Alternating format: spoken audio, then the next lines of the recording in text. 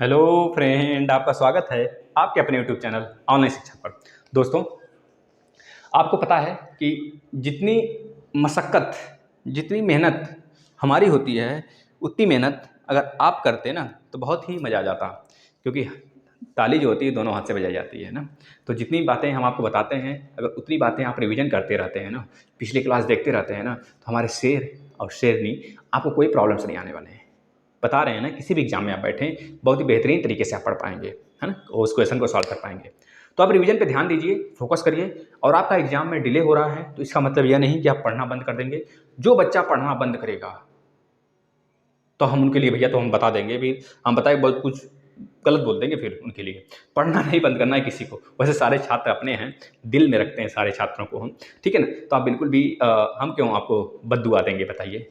कोई शिक्षक किसी अपने अपने छात्रों को बद्दुआ दे सकता है? नहीं ना। तो आप इससे निश्चिंत रहा करिए और थोड़ा सा पढ़ाई करिए। बेटियों, हमारे मित्रों, हमारे साथियों, हमारे रसगुल्लों, जितने भी लोग हैं, हमारे शेर और शेरनी, सभी लोग पढ़ाई करेंगे, है ना। तो आप लोग ये सोचा करिए कि अब हमें मौका मिला है, इस मौके का भरपूर फायदा उठाना है। सर के सारे क्लास को रिवीजन करना है, सर के सारे क्लास को रिवीजन करके हमें हीरो बनना है। आंसर में मतलब कि डीएलएड में तो फोड़ना ही है। उस टॉपिक को इस कदर पढ़ना है ना कि आप यूपी टेट को भी फोड़ें। ठीक है बेटा, चलिए तो तैयार हो जाइए, कमर कस लीजिए। आज हम स्टार्ट करेंगे आपके जीव, जो आपके जीव जंतु हैं, जीव जंतु हैं भैया। जीव जंतु के आंतरिक अंगों के कार्य और विविधता के बारे में देखेंगे। जैसा कि आपको पता है, जो जीव जंतु होते हैं, अभी हम लिखवाएंगे आपको यहाँ पे, है लिखवाएंगे। आप विधिवत हम जिस जिस टॉपिक को पढ़ाना है उस टॉपिक को थोड़ा सा रिटेन ले लिए हैं कि हमको देखने में आसानी हो, आपके सिलेबस से क्या क्या आएगा। तो उस टॉपिक को हम एक पेज पे लिख कर, है ना, तो बस टॉपिक को लिखे हैं, किस टॉपिक के बारे में हमें यहाँ पे बोलना है ना। तो उस टॉपिक को हम यहाँ पे बोलेंगे और लिख भी देंगे, जिससे आप नोट्स भी बनाते हुए चलिएगा, ठीक है ना। तो जीव जंतुओं के बाह्य एवं आंतरिक भागों के कार्यों के बारे में, उनके विविधता के बारे में पढ़ना है, यानी कि जीव विज्ञान के बारे में पढ़ना है। जीव विज्ञान पता है आपको? जीव विज्ञान में किसके अध्ययन की जाती है? जीव विज्ञान में क्या आते हैं? एक कोश की, बहु कोश की आते हैं। एक कोश की हमने आपको कितनी बार बताया है, क्वेश्चन इस पर कितनी बार करवाया है ना। तो आप लोग बिल्कुल निश्चिंत रहा करिए कि सारे क्वेश्चन सर कराएंगे कि नहीं कराएंगे। कराएंगे जी, मैम इतनी पीछे पड़ी हुई हैं आपके, मैम इतनी मेहनत करती है। मैम को थोड़ा सा कम समय मिलता है, अंजलि जी को, अंजलि मैम को। तो आप इनसे थोड़ा सा, और अर्चना मैम हैं आपकी, संस्कृत पढ़ाती हैं, इन दोनों लोग को थोड़ा सा कम समय मिलता है भाई, लोग टीचर हैं। तो इस पर हमें भी थोड़ा सा खरा उतरना पड़ता है। तो आप लोग बिल्कुल परेशान हुआ करें, है ना। चलिए तो हम लोग स्टार्ट कर लेते हैं भैया नेक्स्ट अपना क्लास।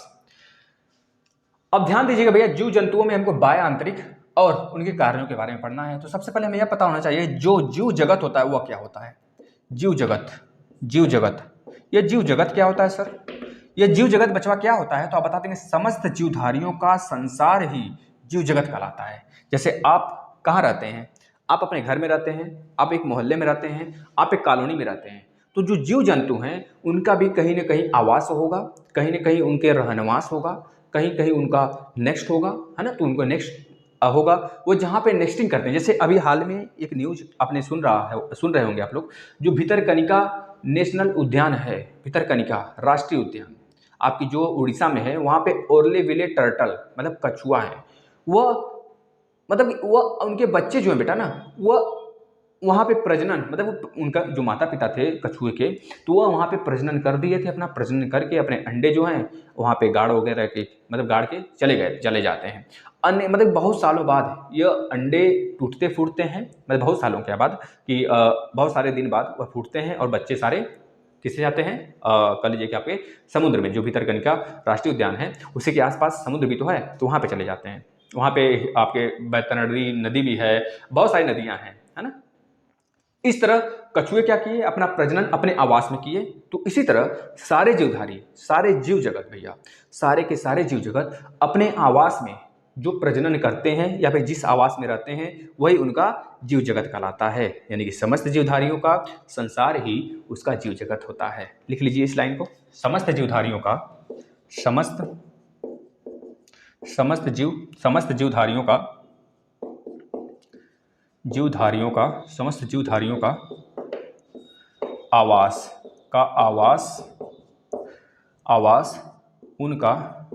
उनका क्या होता है भैया? उनका संसार कहलाता है। उनका संसार, जीवधारियों का संसार आवास या फिर संसार लिख लीजिए यहाँ पे, आवास या संसार या संसार या संसार जीव जगत कहलाता है, जीव जगत कहलाता है, जीव जगत कहलाता है। इसको लिख लेंगे आप, ठीक है। समस्त जीवधारियों का आवास या संसार जो होता है उनका, वही जीव जगत कहलाता है। इसको लिख लेंगे। अब देखिए जीव जगत को दो भागों में बांटा गया है। पहला लिख लीजिए एक कोष की, एक कोष की, एक कोष की भैया, और दूसरा लिख लेंगे आप बहुकोष की, बहुकोष की, बहुकोष की।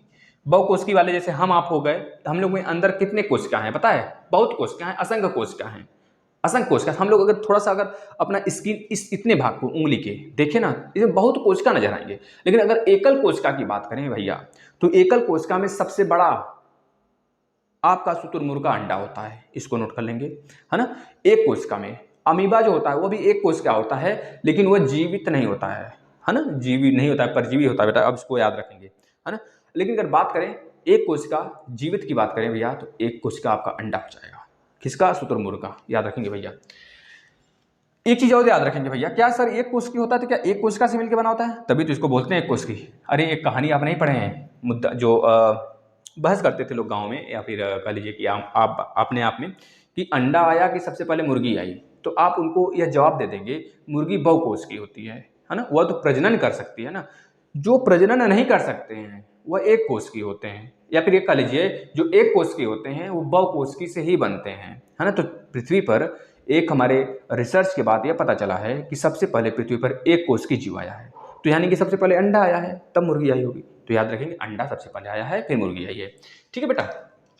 चलिए अगर हम बात करें एक कोष की जीव क्या होते हैं? जिसके शरीर एक कोशिका से बने होते हैं। जिसके शरीर एक कोशिका से बने होते हैं भैया, जिसके शरीर क्या होते हैं? एक कोशिका से मिलकर बने होते हैं। शरीर एक कोशिका से मिलकर बने होते हैं, उन्हें कहते हैं एक कोशिकी। और जिनके शरीर, जैसे कि एक कोशिकी की बात करें तो आपका एक कोशिकी के अंतर्गत क्या आ जाएगा? एक कोशिकी के एग्जाम्पल देख लीजिए, जैसे जीवाणु यानी कि बैक्टीरिया, जीवाणु हो गया। जीवाणु के बाद ईस्ट पता है कि नहीं? ईस्ट हो गया। ईस्ट तो बहुत लोग को पता होगा। ईस्ट से ही हम लोग क्या करते हैं, मेवन होता है ना, जब हम घर में कुछ बनता है, छोला वगैरह या फिर कुछ भटूरे वगैरह बनते हैं, तो उसमें मोवन देना होता है, तो वही ईस्ट होता है जिसका मोवन देते हैं हम, है ना। फंजाई से बोलते हैं, फंजाई। याद रखेंगे भैया। अमीबा भी एक कोशिकी होता है, अभी हमने आपको बताया। अमीबा हो गया। क्लेमाइडोमोनास,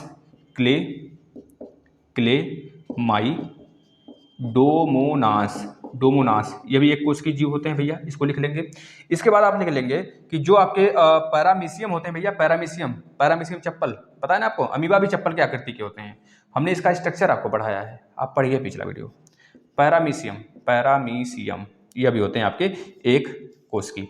सर बहुकोष की क्या होते हैं? बहुकोष की मतलब कि बहुकोशिका वाले, एक से अधिक कोशिका वाले जो होते हैं, यानी कि जिनके अंदर अनेकों कोशिकाएं होती हैं, अनेकों कोशिकाओं से मिलकर बहुकोशिकी बनता है। इस बहुकोशिकी का एग्जाम्पल आप लिखेंगे बचवा, जैसे कि मक्खी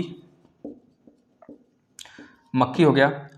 जो हाइड्रा होता है, हाइड्रा जो पानी वाला हाइड्रा होता है भैया, हाइड्रा ये सांस लेता है, कहाँ से लेता है? अपने शरीर से लेता है, ऊपरी भाग से लेता है। हाइड्रा हो गया, मक्खी हो गई। जैसे कि बेटा बात करें बरगद के वृक्ष हो गए, कुकुरमुत्ता हो गया। कुकुरमुत्ता जैसे आप बोलते हैं ना, क्या बोलते हैं, कवक बोलते हैं, कवक मतलब कुकुरमुत्ता समझ लीजिए, सीधे कुकुरमुत्ता। जो हम लोग कह लीजिए कि जो हम खाते हैं ना, क्या बोलते हैं यार उसको, जो हम लोग खाते हैं, घर में बनता है, स्वादिष्ट काफ़ी होता है, उसका जो डिश होता है, क्या बोलते हैं उसको, क्या बोलते हैं बेटा बताइए थोड़ा सा। तो वही ईस्ट के अंतर्गत आ जाता है। ईस्ट कह लीजिए, ईस्ट नहीं बेटा, फंजाई के अंतर्गत आ जाता है, फंजाई। तो उसको बोलते हैं हम लोग क्या, मशरूम बोलते हैं ना, मशरूम याद रखिएगा। तो इसके बाद और क्या आ जाता है इसके अंतर्गत? इसके बाद बेटा जैसे हम आप हो गए, हम और आप, मतलब कि वुमेन लिख सकते हैं आप, हम और आप। लेकिन मानव भी एक तरह से बहुकोशिकी के अंतर्गत आते हैं, याद रखेंगे। जितने मैमल होते हैं, जितने भी एबीज होते हैं, ये सब बहुकोशिकी के अंतर्गत आते हैं, है ना, याद रखेंगे भैया। इसके बाद सजीवों में होने वाली मुख्य जैविक क्रियाएं क्या हैं सर, ये बता दीजिए। तो आप हेडिंग डालिएगा, सजीवों में होने वाले मुख्य जैविक क्रियाएं। कौन कौन सी जैविक क्रिया आप करते हैं, आपको पता है? आप पता है क्या क्या करते हैं दिन भर में? सारी प्रक्रिया लिख देंगे आप, क्या क्या करते हैं। वो भी तो एक जैविक क्रिया है, आप भी तो एक सजीव हो, ठीक है ना। देखिए सजीवों में सजीवों में होने वाले जैविक क्रिया, सजीवों में होने वाली मुख्य जैविक क्रिया। मुख्य जैविक क्रिया क्या क्या होती है? जैविक क्रिया, जैविक क्रिया मतलब समझते हैं अपना प्रजनन करने के लिए, अपने वंश को बढ़ाने के लिए, अपने क्या क्या करते हैं आप लोग, मतलब वो सारी चीजें जो जैविक क्रिया होती है, जिसको बोलते हैं क्या बोलते हैं भैया, बायोलॉजिकल, है ना। तो ये सारी चीजें भैया आपके जैविक क्रिया के अंतर्गत आ जाते हैं। जैसे हम बात करें संवेदनशील होना, संवेदनशील होना, देखते हैं अगर कोई डांट दिया तो बहुत संवेदना प्रकट करते हैं आप, तुरंत आंख में आंसू आ जाती है और आप रुधले हो जाते हैं, या फिर हंसना, या फिर अपने भाव को प्रकट करना, यह संवेदनशील के अंतर्गत आ जाता है। दूसरी बात श्वसन करना, श्वसन, सांस लेते हैं, श्वसन क्रिया करते हैं, श्वसन क्रिया, यह भी आ जाता है सजीवों में होने वाले मुख्य जैविक क्रिया के अंतर्गत भैया, याद रखेंगे। इसके बाद प्रजनन करना, प्रजनन प्रजनन प्रजनन मतलब अपने वंश को बढ़ाना, अपने वंश को बढ़ाने के लिए संभोग करना, वही होता है प्रजनन करना भैया, प्रजनन करना, प्रजनन करना। तो यह हो गया भैया क्या आपका सजीवों का मुख्य जैविक क्रिया के अंतर्गत आ गया। और क्या होता है सर, और बता देंगे। जैसे भोजन की आवश्यकता, भोजन करेंगे तभी तो कोई काम कर पाएंगे, भोजन की आवश्यकता, यह भी आ जाता है मुख्य जैविक क्रिया के अंतर्गत, भोजन की आवश्यकता। इसके बाद सर और क्या हो सकता है, तो बता देंगे। और हो सकता है जीवों की वृद्धि, जैसे आपको पता है ना, जीवों की वृद्धि में क्या होता है, जीवों की वृद्धि। देखिए भैया प्रगति और वृद्धि में कितने अंतर है, कौन बता देगा? प्रगति और वृद्धि में कितने अंतर है, मतलब क्या अंतर है प्रगति और वृद्धि? पता है प्रगति और वृद्धि में नॉर्मल सा अंतर है, नॉर्मल सा डिफरेंस है। ये क्वेश्चन आपका शायद आपकी किससे रिलेटेड हो, आपके कोई आपका सब्जेक्ट है, क्या नाम है उसका बेटा, उससे रिलेटेड है आपका, कोई सब्जेक्ट आपका है, आपके यूपी टेट का है, तो उससे रिलेटेड है आपका यह, जिसमें कि हम बोलते हैं ना, प्रगति का मतलब होता है विकास करना, विकास करना, इसका मतलब भी विकास करना होता है। लेकिन इसमें हमारे जो टहनी होते हैं ना, टहनी हो गए, पत्ते हो गए, इन सब का वृद्धि, जैसे कि हमारे हाथ पांव बढ़ने लगे, हमारे पैर बढ़ने लगा, हमारा जो आँख कान नाक है कान है, यह बढ़ने लगे, हमारे आंतरिक अंग की वृद्धि होने लगी, है ना। तो ये सब सारी चीजें आपके अंतर्गत आ जाते हैं भैया वृद्धि के अंतर्गत, यह वृद्धि कहा जाता है, वृद्धि। और प्रगति मतलब ऊंचाई को छूना, ऊंचाई को मतलब कि आपके मानसिक तरीके से आपकी वृद्धि, मानसिकता, आपकी मानसिकता में अगर आपका विकास हो रहा है, मतलब बढ़ रहा है आपका मानसिक संतुलन आपका अच्छा है, मानसिक तरीके से आपकी, जैसे आपकी एज बढ़ रही है उसके अनुसार, या फिर आप अपने एबिलिटी के अनुसार, योग्यता के अनुसार आपकी मानसिकता भी उतनी इंक्रीज हो रही है, तो उसको बोला जाता है योग्य पुरुष, यानी कि प्रगति।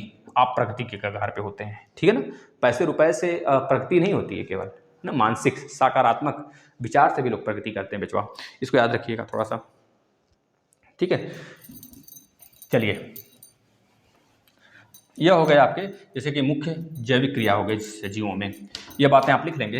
इसके बाद नेक्स्ट आ जाते हैं श्वसन क्रिया। अच्छा क्या होता है, जैसे कि आप क्या करते हैं, आप ऑक्सीजन लेते हैं और कार्बन डाइऑक्साइड को छोड़ते हैं, वही कार्बन डाइऑक्साइड हमारे एनवायरनमेंट में जाता है, वो पेड़ पौधे लेते हैं, और पेड़ पौधे फोटोसिंथेसिस करते हैं, फोटोसिंथेसिस के थ्रू मैग्नीशियम, आपको पता होगा मैग्नीशियम सबसे ज़्यादा वो लेते हैं, और वह जो है अपना प्रजनन जो होते हैं, मतलब कि अपना जैविक क्रिया जो होता है उनका, पेड़ पौधों का, वो सबसे ज़्यादा रेड लाइट में कर पाते हैं, लाल प्रकाश में करते हैं बचवा, इसको आप लिख लेंगे, ये अब आपके एग्जाम में पूछा गया है ना।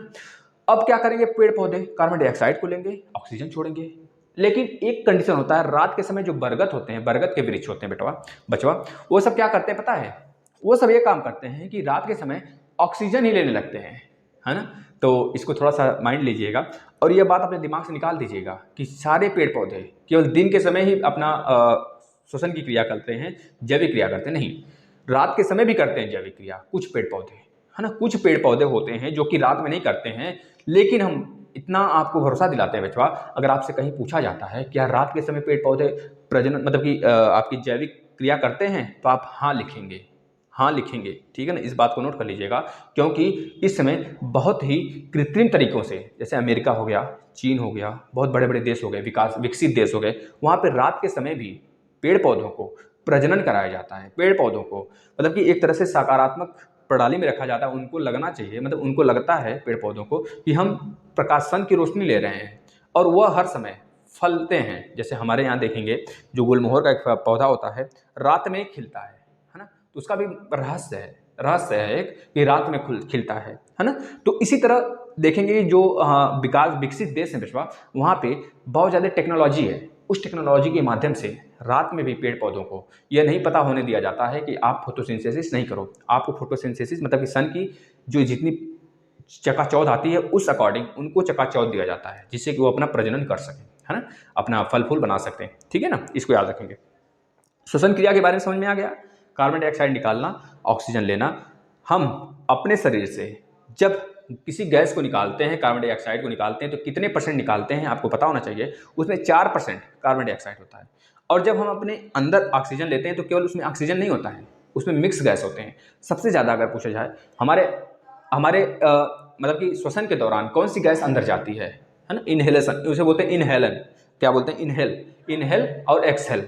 इनहेल मतलब कि अंदर जाना। जब लंग्स, यहाँ पे लंग्स होता है बेटा आपका ना, लंग्स में जब आता है आपका, तो लंग्स क्या काम करता है, लंग्स के नीचे लगा होता है डायफ्राम, है ना, तो उस डायफ्राम क्या काम करता है बच्चों, वो उसको जब हम लोग सांस लेते हैं तो जो हमारा डायफ्राम होता है ना, सांस लेने के बाद वो नीचे की तरफ चला जाता है। जैसे हम सांस निकालें तो हमारे डायफ्राम के ऊपर चिपक जाता है ना, तो वो सुरक्षा प्रदान करता है हमारे लंग्स को, डायफ्राम, याद रखेंगे, है ना। तो इनहेल में, एक्सहेल में डायफ्राम मदद करता है। और इनहेल के दौरान हम लोग ऑक्सीजन लेते हैं, ऑक्सीजन के साथ मैक्सिमम जो गैस होती है, मैक्सिमम मतलब कि सबसे ज़्यादा जो गैस लेते हैं हम लोग नाइट्रोजन लेते हैं, है ना। यह बात आपको पता होना चाहिए। अच्छा, उत्सर्जन क्या होता है? उत्सर्जन बता देगा कोई, बता दे। उत्सर्जन क्या होता है सर? उत्सर्जन में शरीर में होने वाली विभिन्न क्रियाओं के फलस्वरूप विभिन्न पदार्थ का विघटन होना, या फिर विघटन होता रहता है। जैसे आपको कहीं चोट आ गई, आपको कहीं मान लीजिए कि हर्ट हो रहा है, आपको पेन हो रहा है, जो उत्सर्जन के दौरान जो हमारे शरीर में विघटन होता है उसी को बोलते हैं उत्सर्जन क्रिया। यानी कि जिसके फलस्वरूप अनेक हानिकारक तथा अपशिष्ट पदार्थ बनते रहते हैं। इन पदार्थों का शरीर से बाहर निकलना ही उत्सर्जन कहलाता है। एक्सक्रेटरी सिस्टम बोलते हैं इसे, एक्सक्रेटरी सिस्टम बोलते हैं बेटा। आपको पता है हमारा अग्नाशय, आपका मूत्राशय के दौरान हम लोग क्या करते हैं? मूत्राशय के दौरान हम लोग यूरिन बाहर निकालते हैं, यूरिन बाहर निकालते हैं। और अपशिष्ट पदार्थ जो हम लोग को पचने के बाद जो अपशिष्ट पदार्थ बचते हैं, जो मल पर बचते हैं, उसको हम अग्नाशय के थ्रू बाहर निकाल देते हैं, है ना। तो ये चीज़ आपको पता होना चाहिए। मूत्राशय के थ्रू हमको पता है बेटा, हमारे आँख में लगने लगता है जब कभी हम मूत्रालय में जाते हैं, या फिर जहाँ जो आपका शौचालय होता है, अगर उसके घर में हम गए कभी, तो वहाँ पे हमारे आँख में लगने लगता है। तो बता देंगे यूरिया और अमोनिया हमारे मूत्र में पाए जाते हैं। उस समय अमोनिया होता है जो हमारे आँख में लगता है ना, याद रखेंगे अमोनिया। तो अमोनिया को हम लोग क्या बोलते हैं भैया? NH3 को हम लोग क्या बोलते हैं? कि अश्रु गैस ही बोलते हैं, अश्रु गैस बोलते हैं। N2O को क्या बोलते हैं? हास्य गैस बोलते हैं। नाइट्रस ऑक्साइड को हास्य गैस बोलते हैं, है ना। तो ये सारी बातें आपको पता होना चाहिए। जो उत्सर्जन के दौरान जो हमारे अपशिष्ट पदार्थ होते हैं, अग्नाशय के थ्रू, मूत्राशय के थ्रू अगर हम बाहर निकालते हैं तो वही होता है हमारा उत्सर्जन। यह पूरा प्रक्रिया उत्सर्जन के अंतर्गत आता है। ठीक है, इसको लिख लेंगे। अब चलिए तो कुछ बातें और कर लेते हैं फटाफट, इसके बाद वीडियो समाप्त करते हैं। मात्र थोड़ी सी और बात कर लेते हैं। देखिएगा, जंतु में पाए जाने वाले विभिन्न अंगत तंत्रों से संबंधित अंगों के नाम, जैसे हम बोलें कि यहाँ पे अंग तंत्र लिख दें, अंग तंत्र, और यहाँ पे लिख देते हैं हम क्या बेटा? संबंधित अंग बोल देते हैं, संबंधित, उसे संबंधित क्रिया आपको बताने हैं, संबंधित अंग। ध्यान से देखिएगा आप लोग। अगर अंग तंत्र में हम बात करें, पहला उत्सर्जन तंत्र। उत्सर्जन तंत्र क्या काम करता है? जैसे कि वृक्क, मूत्रवाहिनी बेटा। मूत्रवाहिनी के बाद मूत्राशय,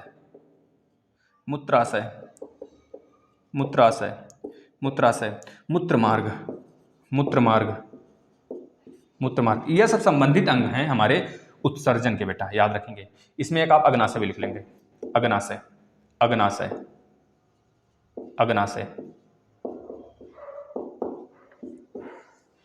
ठीक है, याद रखेंगे बेटा। इसके बाद बेटा याद रखेंगे जो पाचन तंत्र है हमारा, पाचन तंत्र हमारे पेट में, हमारे स्टमक में कौन सी विटामिन पचती है? तो बता देंगे हमारे पेट में बेटा वसा वसा का पाचन होता है। ये चीज़ याद रखेंगे। हमारे पेट में कौन सा एसिड होता है, तो HCl होता है, जो जर्म्स को मारने का काम करता है। ये चीज़ याद रखेंगे। जब आप कभी खाना वगैरह खा लेते हैं ना, तो आपके मुख से बहुत ज़्यादा खा लिए तो मुख से उल्टी होने लगती है। पता है क्यों? क्योंकि आप उस समय बोलते हैं। चलिए इस क्रिया को बताएंगे हम कभी। पाचन तंत्र से रिलेटेड क्या है? मुख।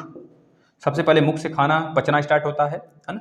वहाँ पे आपका जो लार होता है वो खाना पचाता है। कार्बोहाइड्रेट का पाचन हमारे मुख से स्टार्ट हो जाता है। एसोफेगस बोलते हैं, फूड पाइप। एसोफेगस को श्वसन पाइप बोलते हैं। एक फूड पाइप होता है हमारे अंदर।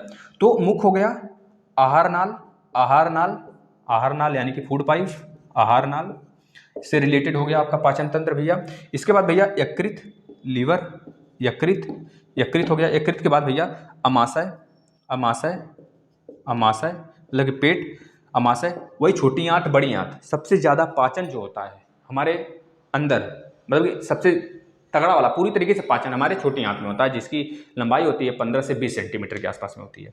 ये चीज़ आप याद रखेंगे। जो बड़ी आंत होती है उसमें जैसे कि स्टार्च वाले पोर्शन हो गए, स्टार्च वाले, जैसे कि जो हम लोग टैबलेट खाते हैं, टैबलेट में जो क्या बोलते हैं बेटा, टैबलेट में या बोल लीजिए आप क्या बोलते हैं, कैप्सूल। कैप्सूल, कैप्सूल का जो ऊपर वाला पोर्शन होता है इस तरह का आकृति का होता है ना कैप्सूल, ऐसे ऐसे बना होता है, ऐसे। इसके अंदर दवा रखी होती है, ऐसे ऐसे बंद होता है, इसके अंदर दवा होती है। जो ऊपर वाला पोर्शन होता है ये पॉलिथीन थोड़े होता है, ये स्टार्च से बना होता है, स्टार्च, स्टार्च। तो इसका पाचन हो गया, प्रोटीन का, प्रोटीन, सारे के सारे प्रोटीन का, है ना। ये सारे का सारा पाचन हमारे बड़ी आंत में होता है ना, बड़ी आंत में, मतलब कि लार्ज इंटेस्टाइन में होता है। स्मॉल इंटेस्टाइन में बेटा पूरी तरीके से पाचन की अगर बात करें, पूरी तरीके से पाचन हमारे किस इंटेस्टाइन में होता है, तो बता देंगे हमारे स्मॉल, मतलब कि छोटी आंत में होता है ना, छोटी आंत में होता है। ये आपको पता होना चाहिए। और बड़ी आंत में स्टार्च का पाचन होता है, छोटी आंत में फिंगर नुमा आकृति पाई जाती है, इसे बोलते हैं विलाई, विलाई बोलते हैं। ये बात आपको पता होना चाहिए। इसके बाद हम आ जाते हैं तीसरी तरफ। तीसरा क्या बेटा? श्वसन। श्वसन, श्वसन से बताइएगा तो श्वसन, श्वसन तंत्र, श्वसन, श्वसन तंत्र। श्वसन में क्या रिलेटेड भैया? नाक, नाक हो गया, नाक हो गया, श्वास नली हो गई, श्वास नली, श्वास नली, श्वास नली, श्वास नली हो गई। इसके बाद भैया क्या हो गया आपका? श्वसन नलिकाएं हो गई, श्वसन, श्वसन नलिकाएं हो गया, नलिका। इसके बाद फेफड़े, फेफड़े यानी कि लंग्स, फेफड़े। हम आपको पूरा स्ट्रक्चर बताए थे आपको आपके हृदय का, है ना बेटा, उसको आप देख लीजिए। अब परिसंचरण क्या होता है सर? परिसंचरण, परिसंचरण तंत्र, परिसंचरण तंत्र। इसमें क्या होता है सर? इससे कौन से अंग रिलेटेड है? तो बता देंगे रुधिर, रुधिर यानी कि ब्लड बेटा, ब्लड, ब्लड के बाद रुधिर वाहिकाएं जिसके हम ब्लड वेसल्स बोलते हैं, ब्लड वेसल्स, ब्लड, ये सब लिखते चलेंगे, ब्लड वेसल्स यानी कि रुधिर वाहिकाएं। इसके बाद बेटा अधिविक, अधिविक कर रहे हैं देखिए, आपका हृदय, हृदय मतलब कि आपका हार्ट, HEART, हार्ट। हार्ट का पूरा स्ट्रक्चर आपको पता होगा, तो आपको पता होना चाहना चाहिए कि वेना कावा हो गया, महाधमनी, शिरा, ये सब सारे जो आपके दायां निलय, बायां निलय, ये सब आपको आर्ट्रियम, ये सब बताया गया भैया, है ना। तो आप देखिए थोड़ा सा उसका पूरा स्ट्रक्चर, एनाटॉमी आपको बता दिया गया है हार्ट का, इसके पहले वाले क्लास में। इसके बाद बात करें अंतः, अंतःस्रावी, अंतःस्रावी, अंतःस्रावी तंत्र। अंतःस्रावी तंत्र में आपको पता है जितने भी अंतःस्रावी तंत्र होते हैं वो एंजाइम, एंजाइम निकालते हैं, एंजाइम निकालते हैं, या फिर क्या निकालते हैं भैया? या फिर वो क्या निकालते हैं भैया? एंजाइम तो बाहर वाले तंत्र निकालते हैं ना, एंजाइम्स जो बाहर वाले सेक्रेटरी होते हैं, सेक्रेटरी सिस्टम होता है, स्क्लेटरी सिस्टम होता है। और जो अंदर वाले होते हैं वो क्या निकालते हैं? बताएंगे वो क्या निकालते हैं, किस प्रकार वो क्या निकालते हैं। देखिए माइंड से स्किप कर रहा है, नाम स्किप कर जाता है ना, तो पढ़ाते पढ़ाते हो जाता है ऐसा। तो बताएंगे जो अंदर होता है भैया वो हार्मोन्स निकालते हैं। क्या निकालते हैं? हार्मोन्स, याद करिएगा, हार्मोन्स निकालते हैं, हार्मोन्स, है ना। जैसे कि फीमेल हार्मोन्स की बात करें तो प्रोजेस्टेरोन, है ना, प्रोजेस्टेरोन, एस्ट्रोजन हो गया, जैसे हमने आपको बताया था, टेस्टोस्टेरोन हो गया, और आपका क्या हो जाएगा? टेस्टोस्टेरोन हो गया, वो हो जाता है मैन, मेल का हार्मोन्स होता है। सबसे बड़ा अगर बात करें जो कोशिका होता है मैन के अंतर्गत, वो ओवम होता है, ओमैन के अंतर्गत। और सबसे छोटी जो सेल होता है आदमी के अंतर्गत वो होता है आपका स्पर्म, है ना, स्पर्म होता है बेटा सबसे छोटा। अब देखिए इसमें अंतःस्रावी में, अंतःस्रावी में आप लिख लेंगे जैसे कि आपका पीयूष ग्रंथि, पीयूष ग्रंथि, पीयूष मतलब कि इसे क्या बोलते हैं? पीयूष ग्रंथि लिख लीजिएगा, पीयूष ग्रंथि जो माइंड दिमाग में होता है, पीयूष ग्रंथि। पीयूष ग्रंथि के बाद थायराइड, थायराइड जो गले में होता है, यह भी अंतःस्रावी के अंतर्गत आता है। गोनट, गोनट्स होते हैं, गोनट्स, गोनट्स ही होता है बेटा, गोनट्स में ही या जो आपके हो गए ना एंजाइम जो हार्मोन्स निकलते हैं मैन और फीमेल वाला, मेल और फीमेल वाला, गोनट्स का ही कारण होता है। यह बात हम आपको बताए हुए हैं। गोनट्स के बाद आप लिख लेंगे भैया अधिवृक्क ग्रंथि, अधिवृक्क ग्रंथि, अधिवृक्क। इसके बाद अंतःस्रावी के बाद आप लिखेंगे तंत्रिका तंत्र, तंत्रिका तंत्र, तंत्रिका तंत्र, तंत्रिका तंत्र। तंत्रिका तंत्र में क्या क्या है बता देंगे। मस्तिष्क, जैसे हमारा मस्तिष्क हो गया, लिख लीजिए मस्तिष्क। मस्तिष्क के बाद मेरुरज्ज, मेरु रज्जु मतलब कि स्पाइनल कॉर्ड्स जिसे हम बोलते हैं, या पूरा पूरा। इसके बाद तंत्रिका तंत्र, तंत्रिका तंत्र आपको पता है ना, जो हमारा तंत्रिका तंत्र होता है ना, यहाँ पे जो हमारा मेडुला ऑब्लोंगेटा होता है, माइंड का सबसे पीछे वाला दिमाग, वो इसी के अंतर्गत आता है। मेडुला ऑब्लोंगेटा बोलते हैं उसे। यहाँ पे जो सारी सूचनाएं हमें सूचित करता है, मतलब तुरंत on the spot, millisecond के अंतर्गत। इसके बाद बेटा आप लिख लेंगे पेशी तंत्र, पेशी तंत्र।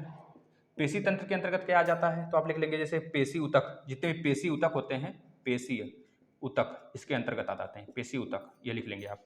इसके बाद सर क्या आ जाता है, जैसे जनन तंत्र, जनन तंत्र के अंतर्गत क्या आ जाता है, जनन तंत्र के अंतर्गत आप लिख सकते हैं कि जनन तंत्र के अंतर्गत वृषण, जैसे नर में वृषण होता है ना, वृषण जिसे टेस्टिस बोलते हैं नर में, जनन तंत्र में वृषण, वृषण मतलब टेस्टिस बेटा, जो एक बाहर लटका होता है दो, उसे बोलते हैं हम लोग क्या, वृषण बोलते हैं, जो हर एक आदमी में होता है ना बेटा, याद रखेंगे। जो कि जो आपका जनन तंत्र होता है, जैसे कि आदमी का जनन तंत्र होता है बेटा, वह कह लीजिए कि उसके लिए अलग टेम्परेचर की, जो वृषण होता है ना, इसके लिए अलग टेम्परेचर चाहिए होता है, हमारे शरीर से थोड़ा सा अलग या थोड़ा कम टेम्परेचर लेता है, इस वजह से इसको शरीर से अलग बनाया जाता है। ये चीज़ आपको पता होना चाहिए। इसके बाद बेटा अंडाशय, मतलब कि ओवम की बात कर रहा है, ओवरी की, अंडाशय यह होता है फीमेल में। अंडाशय ये सबसे बड़ा कोशिका होता है हमारे ह्यूमन पूरे आदमी जाति में, ठीक है, याद रखेंगे, चाहे वो आदमी हो चाहे औरत, यानी कि मेल और फीमेल में सबसे ज़्यादा जो सबसे बड़ा कोशिका होता है वो ओवरी, ओवम होता है, ओवम, याद रखेंगे, ओवम होता है। इसके बाद जो सबसे छोटा होता है हमारा स्पर्म है ना, स्पर्म होता है बेटा हम लोग का, याद रखेंगे।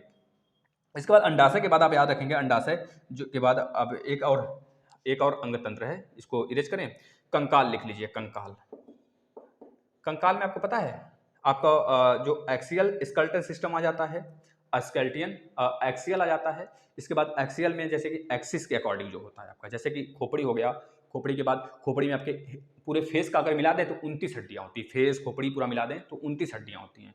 29 हड्डियाँ में 8 हड्डियाँ आपके खोपड़ी में होती हैं, ऊपर सर में केवल होती हैं बेटा, सर में होती हैं, 14 फेस पे होती हैं, 14 फेस पे होती हैं, 14 8 कितना हो गया, 14 6 20, 20 2 22 हो गया, 22 और 6 कान में होती हैं, 22 6 28, एक यहाँ पे होता है जिसे हम क्या बोलते हैं पता है, जिसे हम क्या बोलते हैं, जिसे हम बोलते हैं हॉवाइड, हॉवाइड बोन होता है, जो हमारे जीभ को पकड़ा होता है, नहीं तो जीभ बाहर आ जाता है ना। और हमारे रिप्स बोन्स होते हैं, 24 होते हैं, उसमें एक बोन्स और होता है जिसका नाम हम बोलते हैं क्या, हॉवाइड बोन हो गया, उसे बोलते हैं सेप्टम बोलते हैं, सेप्टम बोलते हैं, सेप्टम तो उसे बोलते हैं ना जो हमारे हृदय के बीच में होता है, सेप्टम है ना, याद रखेंगे, सेप्टम बोलते हैं।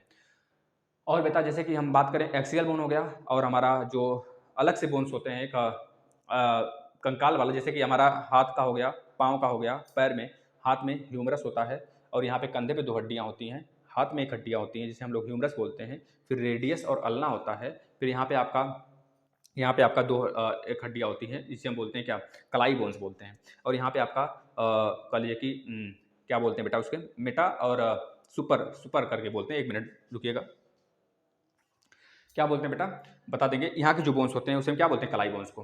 कलाई बोन्स में 8 हड्डियाँ होती हैं ना, 8 हड्डियाँ होती हैं। फिर इसके बाद आपका ये वाला बोन्स होता है, इसे हम क्या बोलते हैं, इसमें जो बेटा होता है आपका कितने बोन्स होते हैं तो बता देंगे आपका 5 बोन्स होते हैं। इसके बाद फैलेंजर, आपकी उंगलियाँ आ जाती हैं, उंगलियों में कितने बोन्स होते हैं तो बता देंगे, उंगलियों में जो बोन्स होते हैं भैया, उसे हम क्या बोलते हैं, उसे उसमें कितनी हड्डियाँ होती हैं तो बता देंगे 14 हड्डियाँ होती हैं। हर में गिन लीजिए 1 2 3 1 2 3 1 2 3 1 2 3, इसी तरह 12 हो गया, इसमें 2 हो गया, 14 हो गया, तो इसी तरह हमारे पैर में भी होता है ह्यूमरस, पटेला, पटेला के बाद नीचे जाएंगे तो हड्डी जो हमारा टांग वाली हड्डी है उसमें 2 हड्डियाँ होती हैं, फिर उसके बाद नीचे उसी तरह कलाई जैसे होता है उसी तरह टांग में भी पीछे वाला होता है जिसे हम क्या बोलते हैं, जैसे टखना बोलते हैं, टखना।